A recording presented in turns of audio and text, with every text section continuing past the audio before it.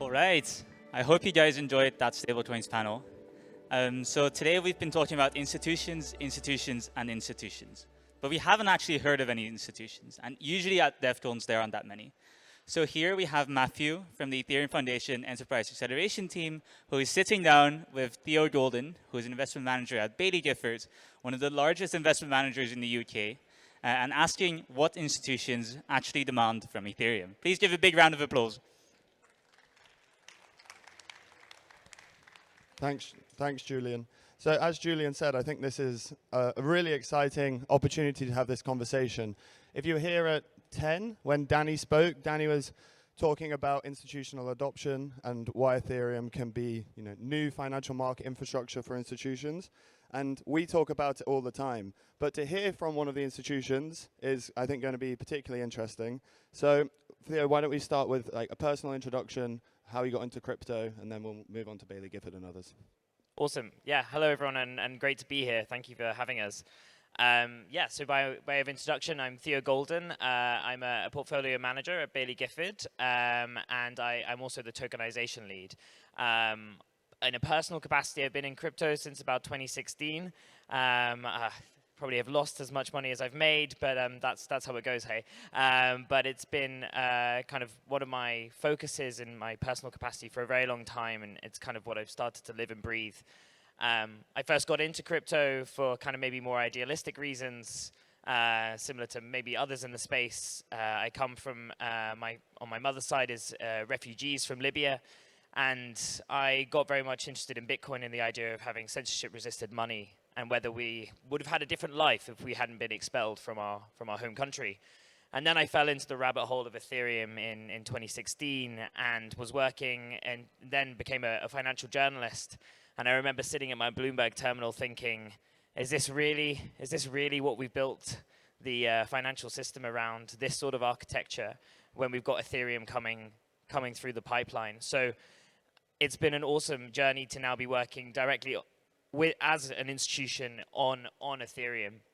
And as some of you may be aware of Baillie Gifford. As I said, we're one of the UK's biggest asset managers. We have about $300 billion of assets under management across public equity, private equity, fixed income. And we are a slightly unique organization in that rather than being a externally listed, a listed asset manager with external shareholders, we are run by a partnership, an unlimited liability partnership, with 59 partners who own the firm. So that allows us to take a very long-term view around what the future of the financial system should look like and how we can build in that. So for us, being in crypto is not just an opportunistic distribution opportunity or something to just play around with. This is something that we are building a whole firm around. So we're in the place where we are taking basically an operational call option into being on-chain by the end of the decade into the next decade. So we are incredibly excited to be building here and working with great people. Maybe just the last thing to say is, what do we know about tokenization? What are we doing in the space? We launched the first fully native tokenized fund in December 24 in direct kind of a collaboration with the FCA, the UK regulator. And what do I mean by that? It was a truly on-chain books and records, not a mirror books and records like you see in some of the tokenized funds in the market today. And it was a direct issuance onto Ethereum mainnet. And what I mean by that was that the fund was the token and the token was the fund. There was no SPV structure in the middle, which basically adds counterparty and operational risk. So it was a truly native, a true tokenization where we were truly employing the security of the L1. Fantastic. I think Baillie Gifford's been around for over 100 years. So what does that journey look like from maybe the 2016 onwards, where you think, oh, this is interesting, there's some potential, through to, okay, we really need a strategy here. And then what does that strategy look like for the next 5 to 10 years? I think you mentioned being on-chain by the end of the decade. Yeah, I think for us, we're thinking about the key driver for anything in our business is around creating a better economic outcome for clients. And truly, the financial system works, but it's not very efficient. And often there is a lot of rent seeking in the process between us as manager and investor to clients who are owning the assets and putting their capital in to work in our products. And I think what we see is there's an opportunity to remove a lot of those rent-seeking players and put incremental 20, 30, 50, 100 basis points of value back into our clients' portfolios per annum simply by extracting players who are extracting themselves, right? So I think that's the key opportunity, and that's the drive here, is really to put power and performance at the client's disposal. I think the other thing is really that we believe we do great investment products, and we believe we can do the same thing on chain. So it's about delivering the same great investment products, but and delivering them on the same kind of fee terms, etc., but creating better utility. So a phrase that we use a lot internally when we talk about tokenization is same but better. And I think that's something that we want to work with a lot of people in this space, and also work with a lot of the kind of high growth fintechs that we have in our portfolios to really kind of bring these products that people know and love and own off-chain, but give them greater utility on-chain. And the last thing to talk about, as I said, is bringing the firm on-chain. Well, what does that actually mean? There are a lot of very inefficient processes in asset management because we're a very regulated entity. We have a lot of kind of processes which can either be doubled up or rely on multiple data sources or rely on a lot of manual checks.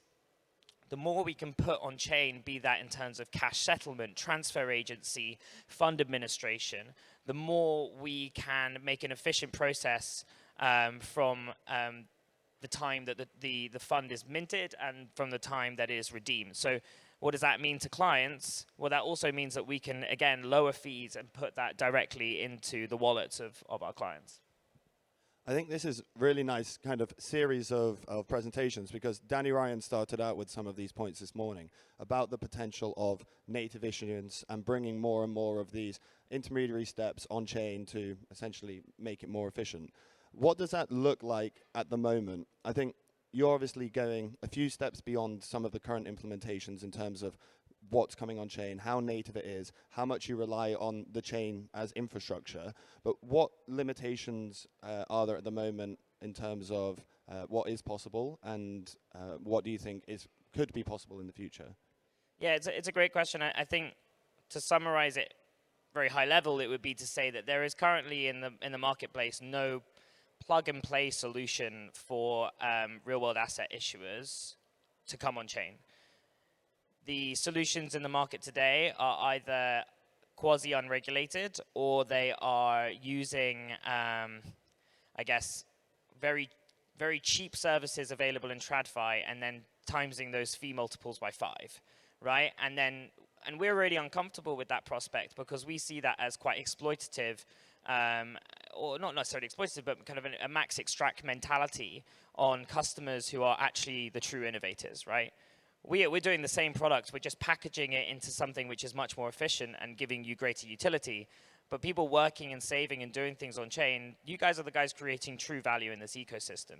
So there's an element of having respect and coming and working with you and not extracting. And so I think that's been a key issue, is that there isn't that plug and play model. And we've been working really hard with some of the biggest entities in the world to build solutions which then can be used as a plug and play for other asset managers and issuers as they come on chain. I think the other thing is that, real world assets and tokenization has been in the kind of Ethereum mindshare for a long time. I remember kind of 5-7 years ago people talking about it, but really it's only really become a reality in the last year, kind of 18 months, and really with the advent of regulated and usable stablecoins, right? And they've created a liquidity rails which we can then build on. So with that, a lot of parties have had to find kind of quasi solutions which are kind of imperfect, expensive, or kind of add operational complexity to kind of circumvent or play nice with the kind of spirit of regulation. We've taken a slightly different approach, which is that we think regulators are ultimately probably our first client, right? They're our key stakeholder that we need to work bilaterally with. and really communicate with and build together. So we've had an amazing experience dealing with the Financial Conduct Authority in the UK. I'd really encourage you to work with them. They are really, really keen to build in this space. And talking bilaterally with them, talking with them and understanding what they're concerned with us, and then ideating with them on what a solution could look like. And that meant we didn't have to find these kind of middle ground quasi-solutions. We could just go for the thing we actually wanted, and we structured it in a way where they were comfortable. So I think that's the last element is really just, and that's how we're improving in the US as well, and with ETHMA in the European Union and MAS in Singapore. These bilateral conversations and sharing of expertise with regulators are going to mean that we don't have to go for second best. We can jump straight to the solution we all want. Okay, and DeFi is particularly interesting. I think lots of people here are very excited about it, and we're probably seeing somewhat of a merge of traditional finance and DeFi, and some of that maybe just become one. What does the current state of institutional DeFi look like, or what elements of DeFi today do you think are institutionally ready, if any? Yeah, I mean, to your first point, Matthew, I think Joseph Shalom puts it really well. Like, we have TradFi and DeFi, but that's just going to become finance in the next kind of 12, 18 months. Hopefully we don't have to say, we'll just say we're just institutions, we're not TradFi institutions, right? Yeah, I think there's a lot of really exciting stuff for us in DeFi. I'll break it up into three again. So the first one is just really about that utility side of things. One of the things that gets me most excited about, I guess, tokenization in DeFi is if you're a saver in the UK right now, you might save on our version of an AJ Bell or a Hargreaves Lansdown or whatever it looks like. And what you basically have is a piece of paper or an app that says that you have beneficial ownership of something that they actually are running for you. But you can't actually use those assets. They're stuck in basically a walled garden. And what I'm really excited about is the fact that people can use their assets, use their hard savings, go into DeFi, maybe get an over-collateralized loan, and then go build a business. Goodness, in the UK, we'd really like some productivity, so credit growth would be a really helpful thing. But allowing people to actually use their savings and put them to use is a really, that's just a very simple use case for quite primitive in the world of DeFi, but that will have really big outcomes for folks in TradFi. I talk to a lot of, I help a little bit on some of the earlier and some of the private companies that we look at. And, talking to founders where they've had to basically sell down all of their savings in the S&P to simply get the working capital to start building. We shouldn't be in that environment where we've got solutions from DeFi where people can be using that as collateral to go get kind of lower cost of financing loans to go and build the companies of the future. So there's really simple stuff like that. The second thing is really around, you asked kind of what's institutional grade ready, etc. I think we think kind of the concept of vault curation in general is super exciting because it starts to reconceive of what funds can look like, or fund of funds savings infrastructure can look like. Can they be much more efficient? Can they be much more liquid? Can they be much more hyper-personalized? The idea of kind of solutions-based products is quite common in TradFi. We have a solutions team which will sculpt products to kind of an end client's use. So they might say volatility, they might have sustainability criteria, what it might look like. And what's quite exciting for us is that you can start to put that in the vault paradigm and make it very efficient, but also you can start to cater those products. And so you could come to me and say, Theo, I would like mining exposure with this ESG criteria and this volatility limit, and I'd like to use it with something else that you've got here, and I put it in a vault, and I'm going to have much more hyper-personalized products. And that's really, really intriguing for us. And in the vault curation space, there's also the angle with, maybe that's something that we can be portfolio managers for. And using those DeFi rails to redefine what our business model looks like. And the last angle is just really around just kind of redefining what money flow looks like. So there are a lot of entities around the world in the TradFi banking system that accrue a lot of top-line revenue from basically managing cross-border flow and then sort of doing some treasury management to get kind of a quasi-interesting ROE for their clients. Well, I think some of the stuff that's happening, particularly in treasury management, and how that interacts with DeFi and tokenized funds and kind of cross-currency stablecoins is really interesting. This is much more of a 24 month or 3-year story, but really about how that can start to allow companies with and trading firms to really access DeFi rails and start to integrate and get much more efficient treasury functions, utilizing composable assets rather than simply being stuck in both jurisdictional and asset class kind of walled gardens. Okay, it's quite clear that you've got a very firm grasp on all of these topics, but how do you explain to your internal, let's say, your board, your peers in the industry, and others who are a few steps behind the benefits of on-chain finance and leveraging these new rails and paradigms? Yeah, I will embarrass them actually. I've actually, the chairwoman of our board, Catherine Hamilton, is here today. She's come all the way to Argentina to spend time with people at Devconnect and understand the space quicker. And the reason I say that is because if you have a forward-looking financial entity which wants to actually improve outcomes for people, they will commit to finding those outcomes and put leather to the sidewalk and time with you to build them. You've also got people like Amza here from ABN AMRO who is doing great work, and they're building a lot of, they're giving thought processes and they're building internal conviction. There's people at State Street doing the same, and it really relies on a lot of kind of individuals being at these companies, and I think there is a responsibility to an extent, and this is why Matthew and the foundation are being fantastic to empower them. It's quite a scary prospect sometimes to go up to your employer and say, I want to redefine your business plan. You're taking on a hell of a lot of career risk to do that. And so being able to empower people to do that, and I think we as a community within crypto and the Ethereum, particularly with our culture, can make that possible. That's one side of it, and that's kind of helping individuals. The second side of it is making crypto sound and feel exactly what real world products already sound and feel like without adopting all of the bureaucracy and pain points that exist in those products. So what do I mean by that?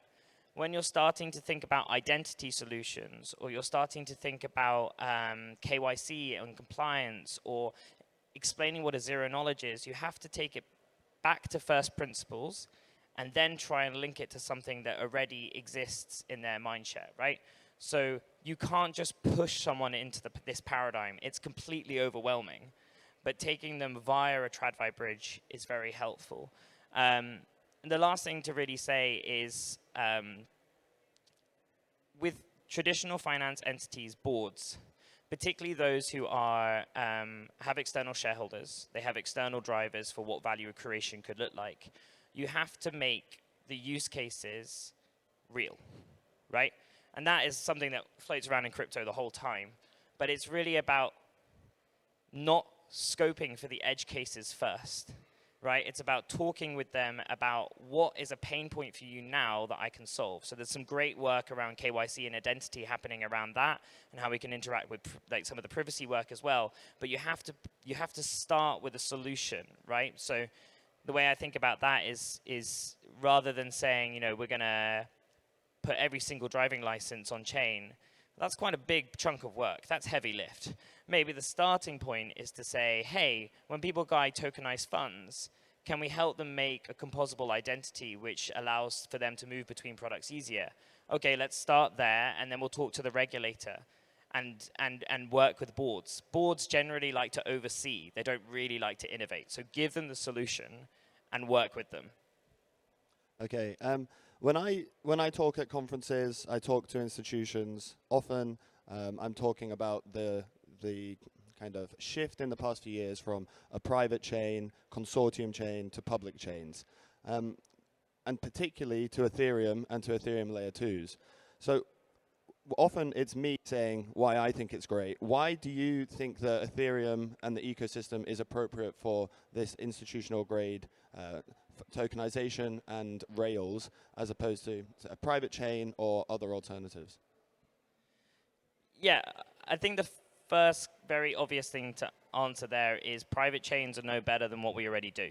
So there is no greater utility from a private chain. It's probably not that much cheaper, including the build cost. It's probably not that much faster, and there's probably not enough ecosystem participants to make it worthwhile and deliver a better outcome to clients. So private chains don't really add any value. It's basically the cliff notes, right? There is a place for some more compliant private chains or compliant kind of public-based infrastructure, because ultimately for a lot of institutions, their journey into crypto is going to be somewhere along a decentralization arc, right? So you can't just take people all the way to decentralization. You need to take them on the journey, right?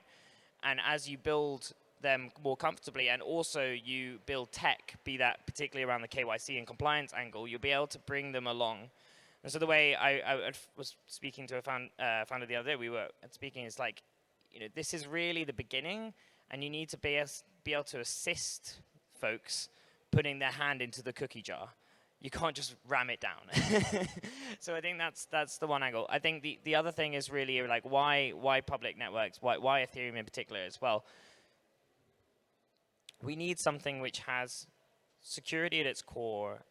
When things do go wrong, it's not if things, I mean, TradFi things go wrong, we can be even more confident that either it is more compliant or that a fix is easier to find. So when something goes wrong, there is a true and immutable source of truth which we can refer to identify where ownership really lies. And so that's why, you know, public chains make the most sense. So I think to kind of summarize that is basically like we're going to end up on public chains, and the greater utility of the security, the liquidity, the composability, and the ability to interact with other great products is, I mean, that cool option value is absolutely immense. But there's also a very big time value of money component in that, which is that it's going to take time for people to do that and get comfortable. And if I may make a plea to the community, is we need to be patient and not berate people for trying to get there slowly with a slightly imperfect solution, because I can promise you there will be people in those entities who are working towards what we would deem the kind of the nirvana, the perfect oasis. They're just trying to build the way there with their internal stakeholders. Yeah, and I think at the end of the day, Devconnect is a developer conference. I think Baillie Gifford's particularly interesting, having been an early investor in SpaceX, Alibaba, all of the VC work you do. And I know you spend a lot of time, I don't know how you have enough time, talking to founders in many capacities. For founders looking to build products for institutions or for their existing product to be fit for institutional use, what sort of things should they be thinking about and what pitfalls should they avoid? Yeah, definitely. I mean, get two high-level points, which is firstly, if you want to build for institutions, you have to go talk to them, right? A bit like if I wanted to come build a solution for DeFi in terms of maybe a financial instrument, I'd be a fool to just flip it into the market. I would come and talk to vault curators. I would come and talk to participants and try and work out what their actual needs are and what good looks like to them. So you need to communicate with them. You can't just like go and build, right? Product market fit is immensely powerful, but it relies on communication with incumbents to an extent. The second thing is just really, second high level point, it is really solve clear pain points that exist in the existing structure. So not necessarily pain points that you can see in 3 steps time once you've built your main solution, just solve the issue that people are having now. So an example of that is compliance, right? Doing KYC AML checks on folks is painful. We have a lot of people working on it in our function, and it's very manual and it's time consuming for everyone involved.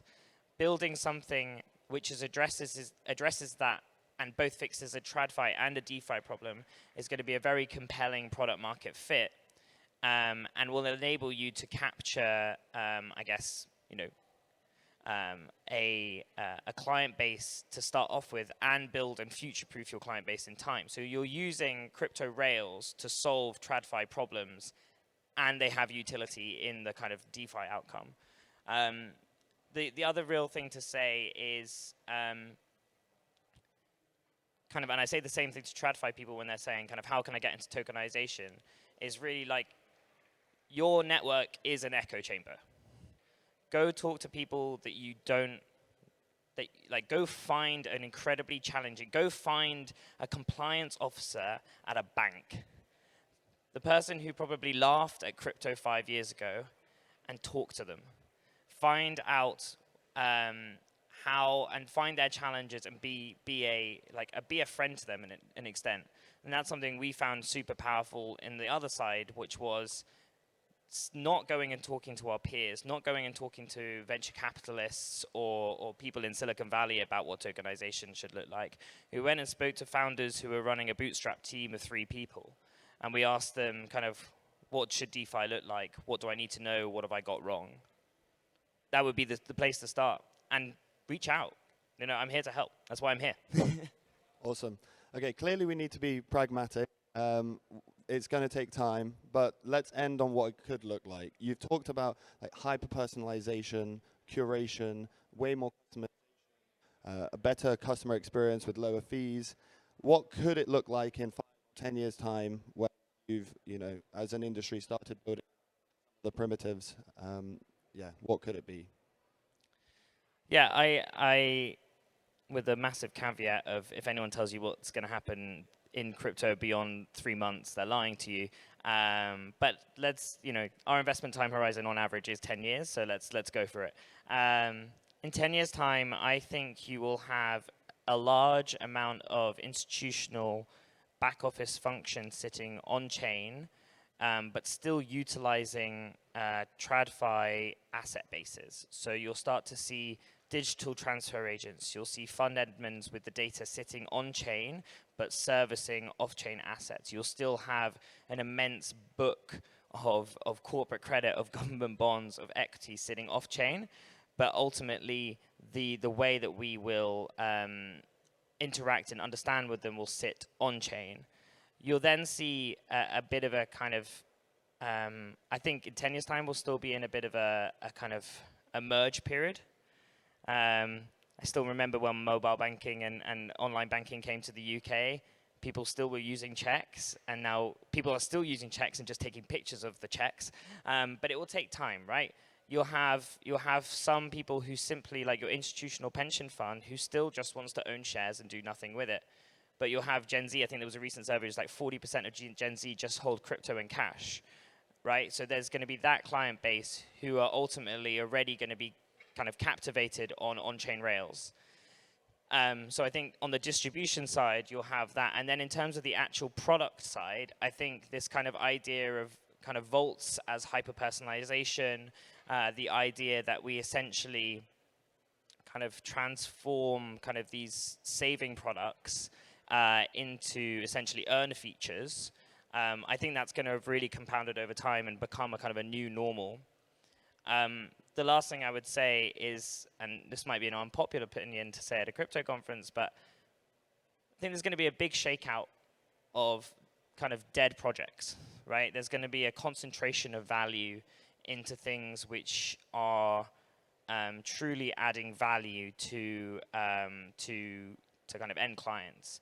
Institutions are bureaucratic and annoying and painful sometimes, but one thing they are quite good at is sending flow to something which is fixing a pain point for them. So I think there is going to be a bit of a concentration and a bit of a kind of a realization of value into some like key protocols and some new protocols that will come. But I think we'll start to see again a bit of a second paradigm shift from things that have solely been there for speculation and things that are there to build the rails of the future. Fantastic, thank you. Well, thank you for your insights today. Thank you for joining us at Devconnect. Thank you for supporting a lot of the people and founders that I know you've been talking to this week. And I look forward to seeing your roadmap play out in the next few years. So thank you very much. Thank you for having me. Cheers, folks.